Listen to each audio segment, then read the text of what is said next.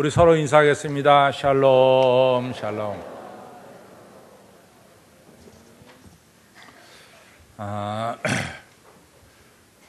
우리가 우리나라를 자랑하면은 이게 좀 문제가 되지만, 그래도 우리가 우리를 자랑할 게 몇 가지가 있습니다. 왜냐하면은 우리나라 인구가 5천만 원이고 뭐 땅덩어리가 크지 않은 이 작은 땅에 사실은 세계 인구가 많고 또 아주 잘 사는 나라들이 하는 일들을 우리들이 거의 다 하고 있어요.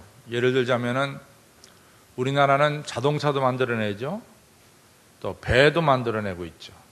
또 전투용 비행기는 수출까지 하고 있어요. 그런데다가 또 반도체는 정말 세계에서 우리나라가 넘버원 국가라 해도 과언이 아닐 정도로 지금 핸드폰은 세계에서 제일 많이 팔리는 그런 것을 만들어내는 나라가 우리나라입니다. 그래서 사실은 잘 사는 나라들도 뭐 이같이 여러 가지를 다 하는 나라가 별로 없어요. 그냥 뭐 어느 나라는 배만 열심히 만들어내고 또 어느 나라는 자동차만 열심히 만들어내고 뭐 이렇게 한두 가지에 집중하는데 우리나라는 사실은 다 잘한단 말이죠. 잘 많이 하고 있단 말이죠. 그래서 대한민국에서 만들어내는 거의 모든 제품들, 이 많은 제품들이 우리나라에서 생산되고 있습니다. 또 그와 동시에 이제 미국과 같이 인구가 뭐 한 3억이 넘어가고 뭐 3억 5천 이 정도 돼야지 뭐 프로야구도 있고 프로 축구도 있고 또 뭐 이렇게 이 프로팀들이 좀 생겨나는데 프로농구도 있는데 우리나라는 5천만 밖에 안 되는데 프로야구팀이 있잖아요. 우리나라에. 또 프로축구팀이 있습니다. 또 프로농구팀이 있습니다. 프로배구팀이 있습니다. 못하는 게 없어요. 조그만 나라지만은 남들이 보기에는 다 하는 나라, 이런 나라가 여러분과 제가 살고 있는 대한민국입니다. 참 그런 거 보면 대단한 거예요. 그래서 이런 얘기하면 좀 낯이 간지럽지만 대한민국 백성은 다재다능하지 않는가, 뭐 이렇게 외국인이 들면 니네 잘났다 그럴지는 모르지만은 그렇게 우리가 많은 것을 하고 있습니다. 근데 이제 이 운동 중에서 우리나라 사람들이 가장 좋아하는 게 뭘까? 아직은 자관 지금은 이 야구 시절이니까 야구를 가장 좋아하지 않을까 이렇게 생각이 듭니다. 1995년에 미국에도 야구가 참 인기가 대단한데요. 1995년에 이 프로 선수들하고 프로 구단 사이에 연봉 협정이 잘 안 됐어요. 그래가지고 파업이 일어났습니다. 야구가 시작하기 전에 파업이 일어나서 이 정기 시즌을 시작할 수가 없게 됐어요. 그러니까 이 프로 구단에서는 다 표를 팔았단 말이죠. 야구 한다고. 그러놓고 나서 야구를 못 하게 되니까 이 프로 구단에서 어떤 일을 하게 됐냐면은 사실은 프로 선수들이 파업한다 그러면은 마이너리그 선수들도 다 파업하는 거예요. 그러니까 자관 직업 야구 선수들은 다 파업하게 된 겁니다. 그러니까 직업 야구 선수를 데려올 수가 없습니다.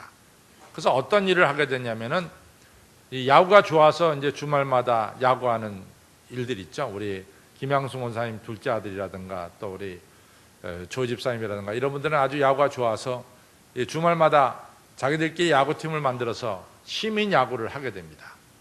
이 사람들을 불러다가 이 프로구장에서 야구를 하게 했어요. 그러니까 두 가지 반응이 나타났는데, 첫째는 이 야구장에 나온 이 관객들이 너무 재미가 없는 거예요. 프로구단들이 하는 이 보다가 시민구단들이 하는 걸 보니까 너무 시시한 거예요. 볼도 느리고 뭐 에라 투성이고 홈런 치는 사람 별로 없고 별로 재미가 없어요. 그런데 상대적으로 그 시민구단 선수들은 천국에 온 기분입니다. 자기들이 언제 그 프로구장에서 그 야구를 하게 돼요. 뭐 낫다 깨도 거기서 못하는 거죠. 근데 프로구장에서 야구를 하게 되고 말이죠.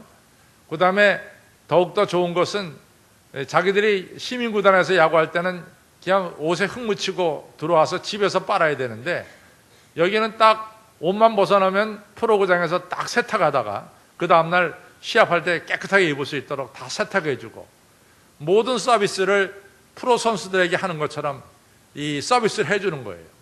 그래갖고 시민구단 이 선수들이 뭐라고 말하냐면 자기네 이 넓적다리를 꼬집었대요. 이게 꿈이냐 생시냐. 도대체 그런 대우를 받을 수가 없는데 그런 대우를 받으니까 너무나 즐거운 거죠. 그래서 거기에는 이제 불평이라는 불자도 없고 이 특권이 너무나 좋아서 그들이 한 몇 주 동안 그렇게 운동하다가 이제 이 프로그램 파업이 끝나서 이제 더 이상 거기서 운동하지 못하게 됐는데 그때 시민구단에 참여했던 사람들의 남겨놓은 글을 보면은 자기가 몇 주 동안 프로구장에서 야구한 것은 자기 일생에 잊지 못할 가장 큰 기억이다. 이렇게 이 글을 남겼어요. 근데 아마도 실제로 그랬을 것입니다. 누가 그 프로구장에 가서 이렇게 운동할 수가 있겠냐 그 말이죠. 이처럼 이 시민구단 사람이 자격이 없지만은 이 프로구단에서 불러서 거기서 운동하라 그래가지고 운동하는 특권을 드렸습니다. 엄청난 특권과 은혜를 받게 된 거죠.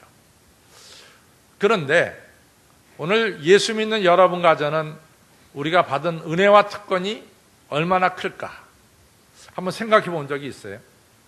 근데 사실은 여러분과 제가 받은 은혜와 특권이 참 크다. 그래도 여러분들 가만히 있어요. 무덤덤하다고. 지금도 무덤덤하잖아. 그러니까 이 은혜와 특권이 크다 그래도 우리는 깨닫지를 못하는 거예요. 사실은 굉장히 큰데 여러분과 제가 하나님의 자녀되는 특권을 받았어요. 그렇죠? 또 하나님께서 여러분과 저를 의롭다라고 말씀하고 계세요. 어쨌거나 여러분과 저는 하나님께서 의로운 사람이라고 부릅니다. 또 하나님은 하나님의 자녀에게 나눠주시는 귀한 축복들을 자녀된 여러분과 저는 이 시간도 받고 있습니다.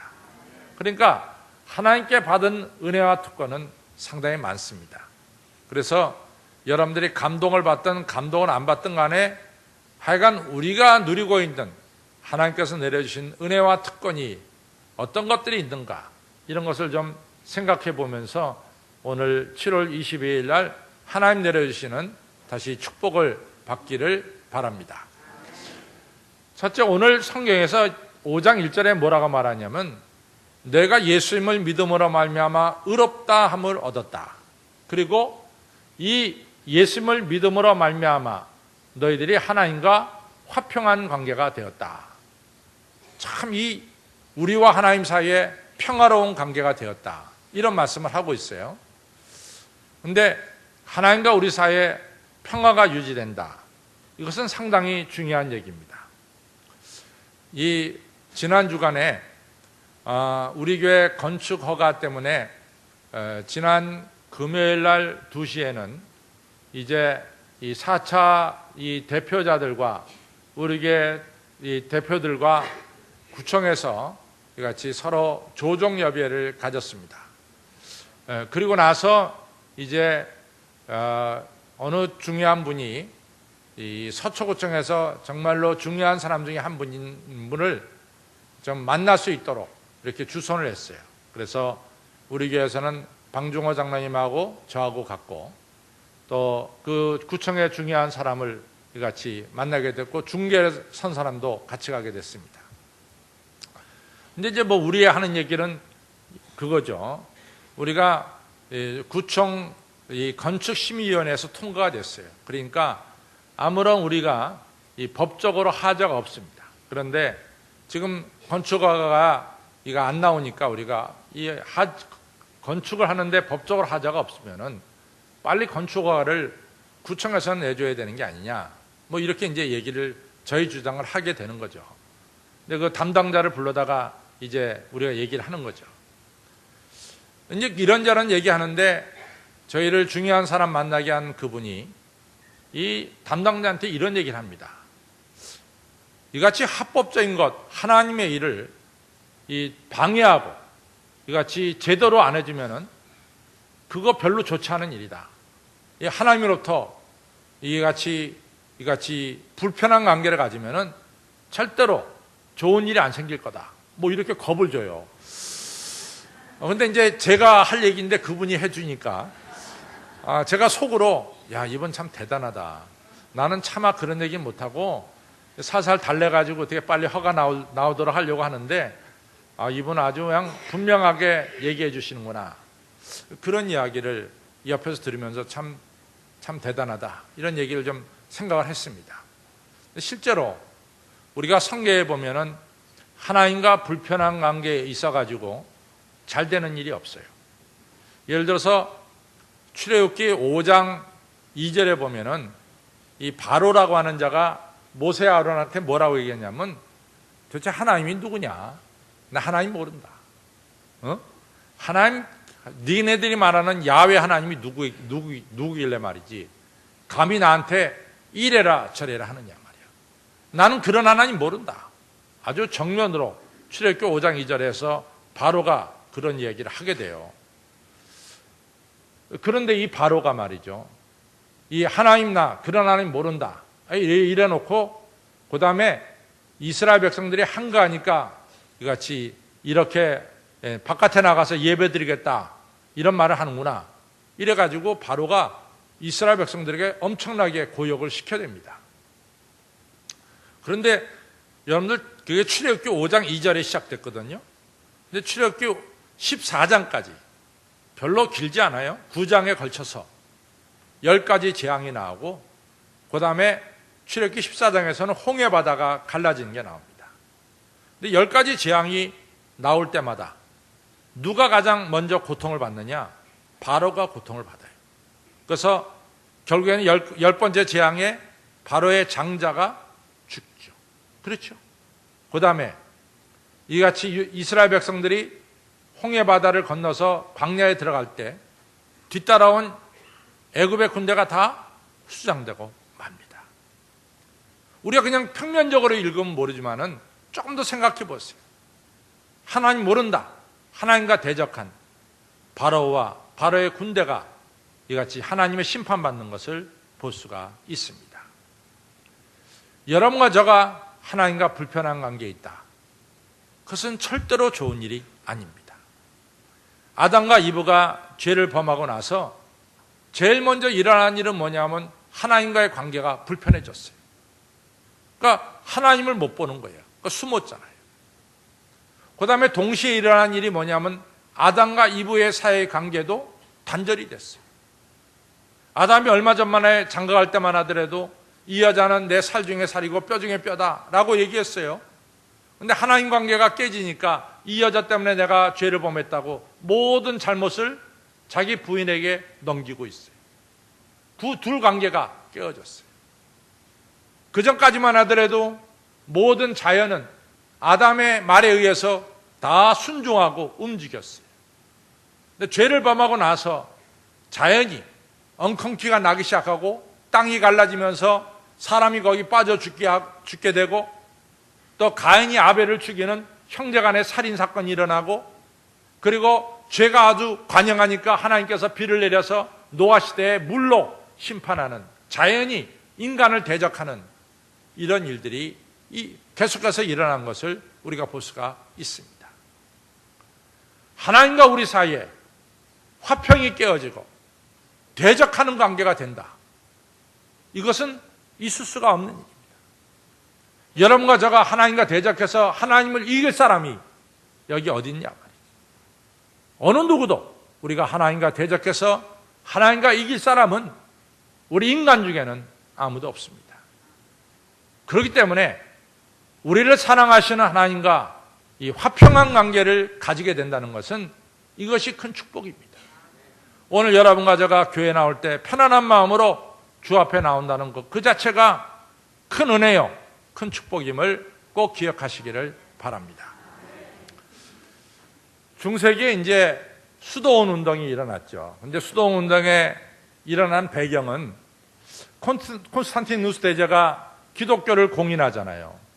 그러면서 기독교가 상당히 번영은 하지만 동시에 기독교가 굉장히 타락해졌습니다. 그러니까 몇몇 뜻 있는 사람들이 수도원을 만들기 시작했죠. 그러면서 우리가 다시 경건을 회복해야 되겠다. 이래가지고 수도원 운동이 시작이 된 거예요.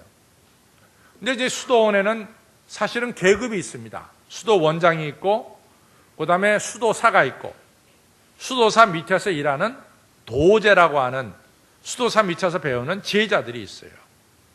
근데 어느 수도원에서 이 수도사하고 도제가 이제 바깥에 나가서 일을 보기 위해서 수도사와 도제가 나가게 됐어요. 그래가지고 이제 하루 종일 세상에 나가서 일하게 되는데, 이제 수도사가 도제한테 그런 얘기합니다. 도제야, 너는 네가 맡은 일을 하루 동안 잘 감당하고, 또 나는 내가 해야 될 일을 하루 동안 잘 감당할 테니까 너하고 나가 하루 종일 일하고 요 다음 날 내일 요 자리에서 난 12시에 만나자, 이렇게 이야기하고 헤어졌어요. 그리고 그 다음 날 12시가 됐을 때 이 수도사가 그 자리에 있었고 도제가 오는데, 도제가 절대로 가까이 안 와, 수도사한테. 그러니까 수도사가 보기에 이 도제가 뭔가 낌새가 달라졌단 말이죠. 왜냐하면 수도사를 똑바로 쳐다보지도 못하고 가까이 오지도 않는 거예요. 그럼 말을 해도 말을 붙이지 않아요. 너 일 잘했느냐? 그랬더니 말도 안 하는 거예요. 그러니까 수도사 생각에 얘가 좀 이 소년이 무슨 문제가 있다, 이렇게 생각이 든 거죠. 그래도 말 안 하고 뒤떨어지니까 뭐라고 할 수가 없잖아요. 그래갖고 이제 수도원을 향해서 걸어갑니다. 수도원에서 나올 때는 수도사 옆에 도제가 붙어서 나왔는데, 수도원으로 들어갈 때는 수도사가 앞서 가는데 도제는 저 뒤따라서 가고 자꾸만 뒤떨어지는 거예요. 뭐 말도 안 하고 자꾸만 떨어지려고 하니까 수도사가 하는 수 없이 이 앞에서 걸어가다가 아무리 생각해도 그냥 들어갈 수가 없어서 수도원 문 앞에서 딱 섰어요. 그리고 도제가 오기를 기다렸습니다. 도제가 가까이 왔습니다. 도제의 눈을 보면서 수도사가 말합니다. 소년아, 네 영혼을 혼란하게 만드는 게 뭐냐?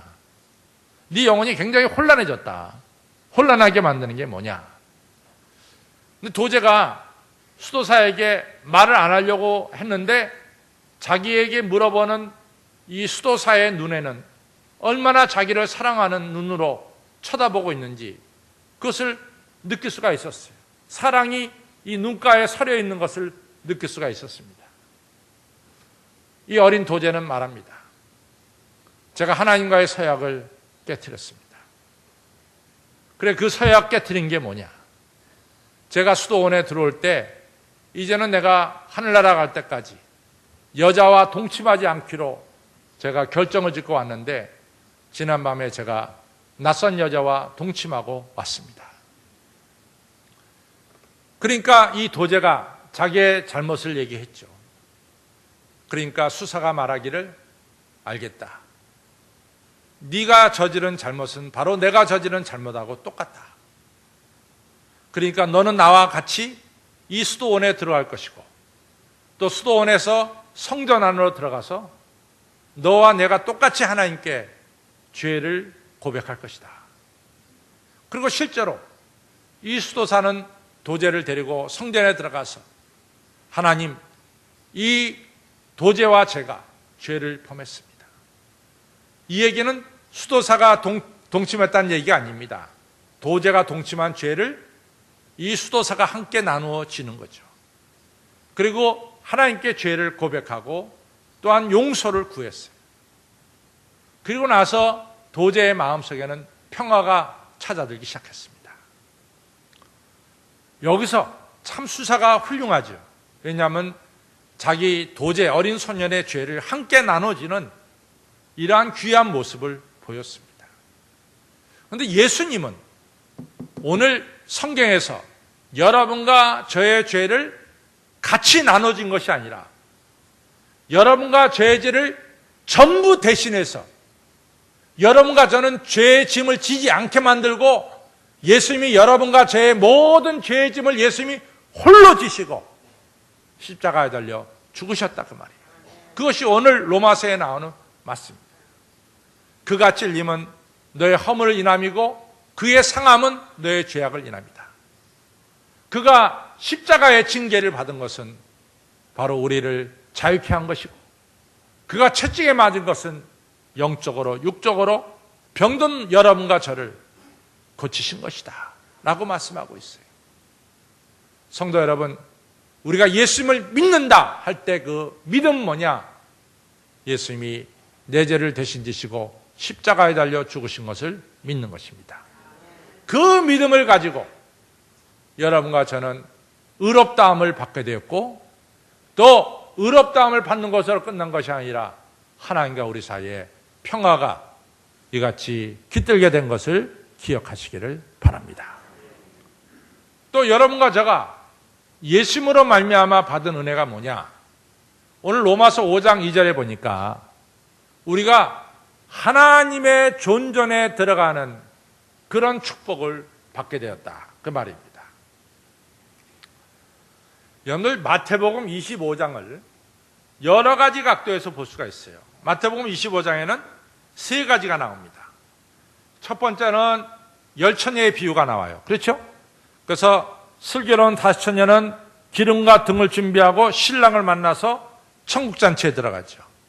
미련한 다섯 처녀는 등은 가졌는데 기름이 없어서 신랑을 만나지 못하고 천국잔치에 들어가지 못합니다.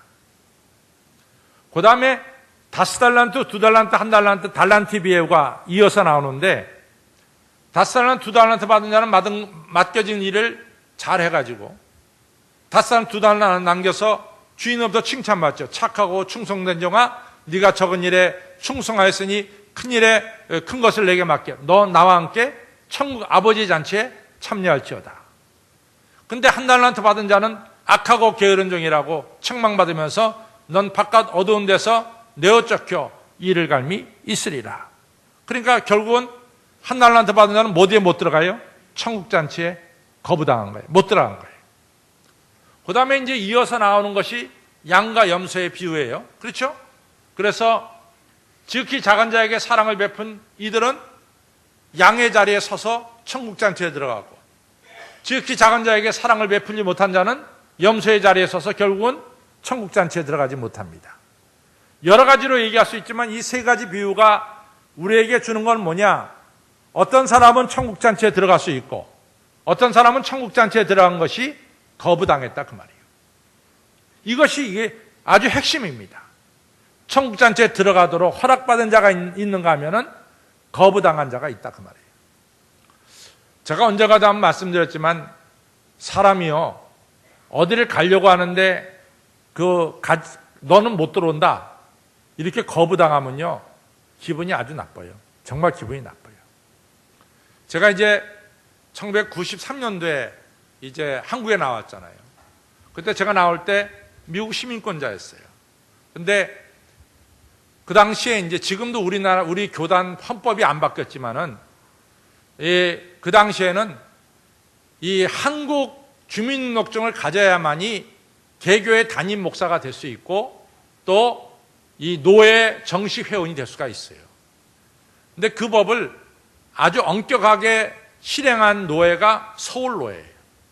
그래서 제가 서울노예에 있다가 지금 서울 남노예로 왔으니까, 서울노예에 있을 때 제가 오니까 서울노예 사람들이 강 목사는 미국 시민권을 포기하고 주민등록증을 가져와야지 서울노예 이같이 받아주겠다, 이렇게 된 거예요. 그러니까 개교회가 아무리 청빙했어도 노예가 받지 않으면 목사님은 공중에 뜨게 된다고요. 그러니까 제가 이 미국 시민권을 포기했어요. 포기하고 다시 제가 옛날에 가졌던 주민등록을 다시 회복시켰습니다. 그래서 다시 제가 이제 한국 주민등록증을 가지게 됐죠. 그리고 제가 1994년도에 이제 샌프란시스코 신학대학원에서 제가 학위를 받으려고 가게 됐어요. 그래서 학교에서 이번 5월에 학위 받으러 들어오시오, 그 편지가 보내서 제가 이제 학위 받으러 가려고 하니까, 제가 이제 전에는 미국 여권이니까 마음대로 미국에 들락날거렸지만은 지금은 그 당시에는 한국 여권이니까 미국 비자를 받아야 된다고요. 그래야 미국 들어간다고요. 그래서 제가 이제 미국 대사관에 갔죠. 비자 달라고. 그랬더니 저는 비자 받는데 나는 100% 나올 거로 생각했어요. 100%. 제가 13년 살면서 13년 동안 세금 냈잖아요, 거기다가. 그래도 지금은 한국 사람이면 내가 13년 동안 미국 백성이었으니까 나 비자 100% 나올 줄 알았어. 그러더니 얼마 있더니 영사가 인터뷰하자 그러는 거예요. 그래서 인터뷰했더니 영사가 대뜸 물어보는 것이 왜 미국 시민권 포기했니요? 그래서 제가 대답하기를 우리 교단에서 나보러 포기하라 그래서 포기했다. 그 정직한 대답 아니에요. 그쪽에 우리 교단에서 포기하라니까 내가 포기했지 뭐. 포기하라 그랬다 하더니 그럼 자기네 시민권 니네 교회가 포기하라면 포기하는 거냐. 얘기를 들어보니까 내가 조금 말을 너무 정직하게 한 것 같아요. 약간 돌려서 얘기해야 되는데 그랬더니 리젝트, 리퓨즈 딱 2장 찍어서 비자 안 준다는 거야. 넌 미국 들어올 자격이 없다는 거야. 제가 미국 비자 거부당했습니다. 그래서 영사가 나오면서 야, 잘 먹고 잘 살아라. 내가 안 간다. 아주 굉장히 기분이 나빠요. 여러분들 거부당하면 기분이 별로 안 좋습니다. 여러분 만약에 한신교회 여러분 들어오는데 누가 앞에서 당신 들어오지 마 그러면 여러분 기분 좋겠어요? 기분 아주 나쁜 거예요. 들어오지 못한다 할 때 기분이 나쁜 거예요. 근데 여러분 우리가 천국에 들어간단 말이지.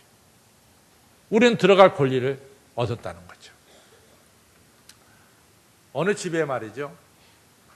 막 문을 두들겨. 그래서 문을 열었더니 어떤 청년 하나가 느닷없이 자기가 이 집에 들어가 오늘 밤 자야 되겠대. 여러분 그 사람 재워줄 수 있어요? 재워줄 수 있다고 한번 손 들어봐요. 낯선 청년 하나가 자기 집에 와서 자야 되겠대 그날 밤. 누가 그걸 갖다 쉽게 받아주냐 말이지.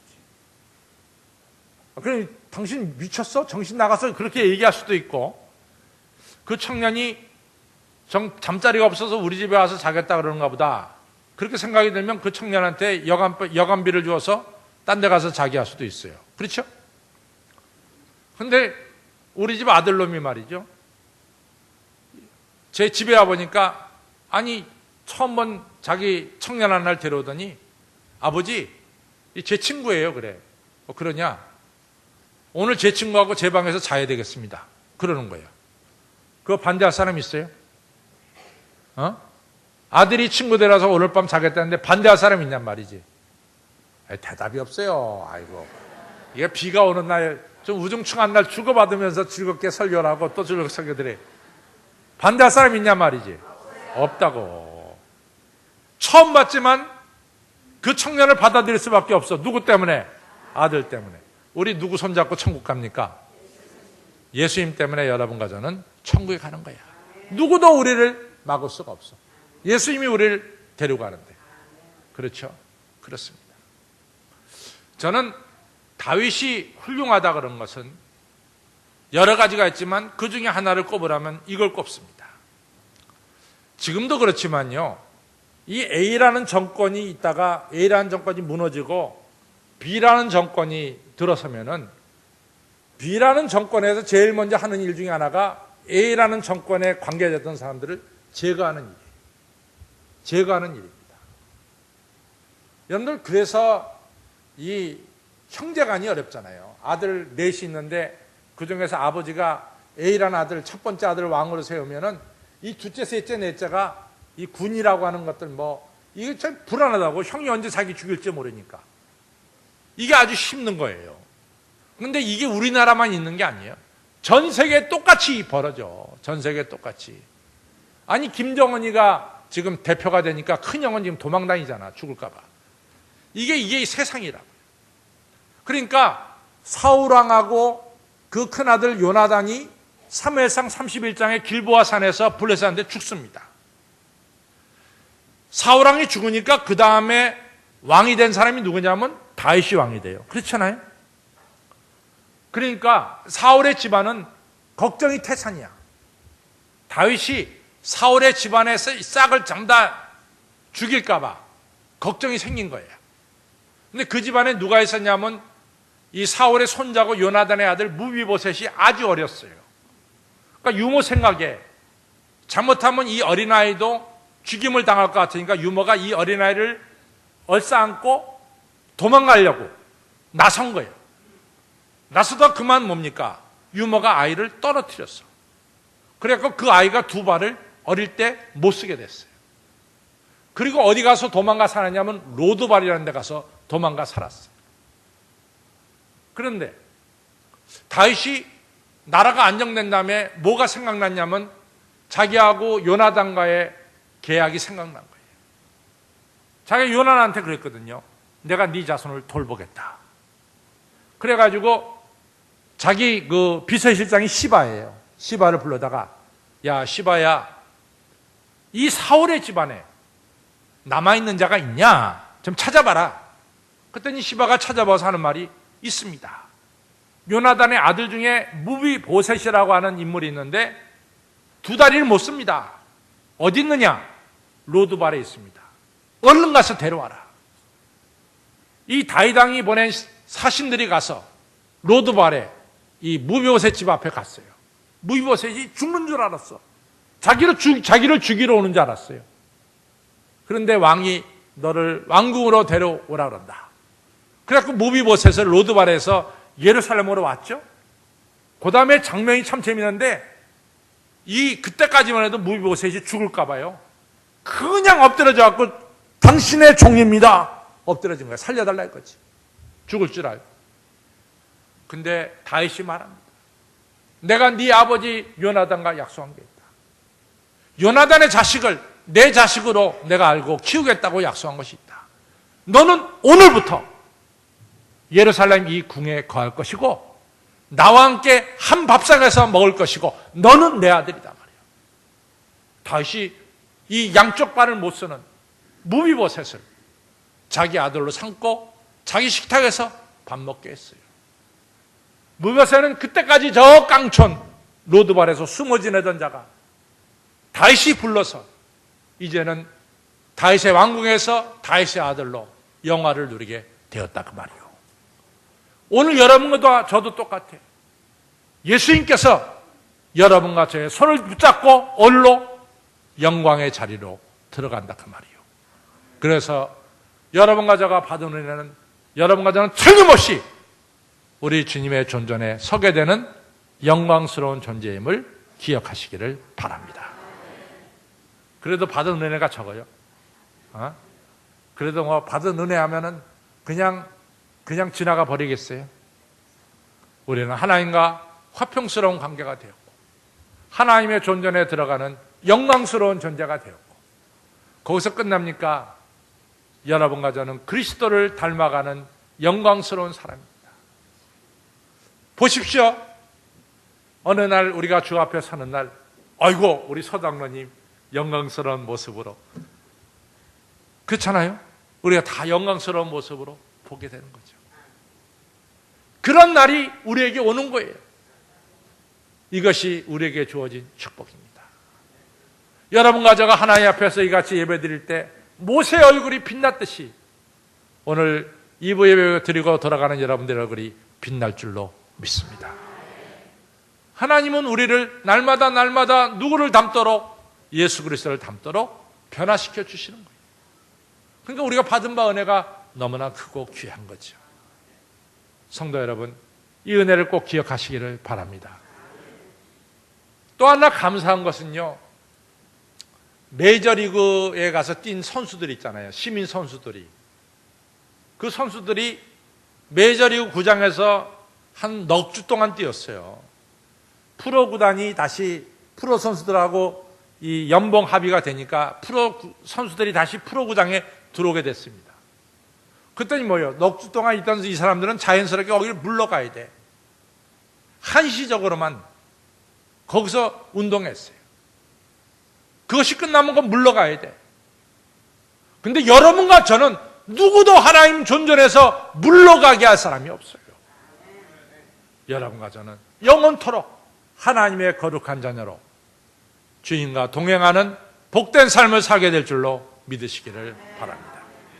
그러니까 오늘도 이 시간도 이 은혜를 깨닫고 항상 기뻐하고 쉬지 말고 기도하고 그리고 범사에 감사하시는 여러분들이 되시기를 주님의 이름으로 축원합니다. 기도하겠습니다. 아버지 하나님이여 감사합니다. 우리가 받은 은혜를 생각할 적에 많이 있어도 다 감사드릴 수가 없습니다. 하나님과 나 사이에 평화가 이같이 이루어졌다는 것은 얼마나 큰 축복인지요. 저희가 하나님 앞에 기쁜 마음으로 나와서 하나님을 아버지라 부르며 이 시간도 하나님의 은혜와 사랑 받게 되오니 아버지 감사하고 감사를 드립니다. 아버지와 아무나 천국에 하나님의 전에 천국잔치에 들어갈 수 없음을 성경에서 보았습니다. 기름을 준비하지 못한 미라는 다처녀도 못 들어갔고 한 달란트 받고 아무 일도 못한 이 게으름뱅이도 못 들어갔지만은 오늘 여러분 우리들은 우리 주님께서 우리의 손을 붙잡고 아버지의 존전으로 인도해 주시니 이 은혜를 생각할 적에 많이 비싸도 다 감사드릴 수가 없습니다. 우리를 영광스러운 존재로 그리스도를 닮아가는 존재로 그리고 썩을 몸이 썩지 아니할 신비스러운 몸으로 만들어 주시고 주님과 함께 영원토록 사는 영생의 축복을 나눠주신 것 생각할 적에 아버지 그저 감사하고 감사할 따름입니다. 아버지 이 은혜를 우리 모두 깨달아 할 수 있도록 성령님 도와 주시옵소서.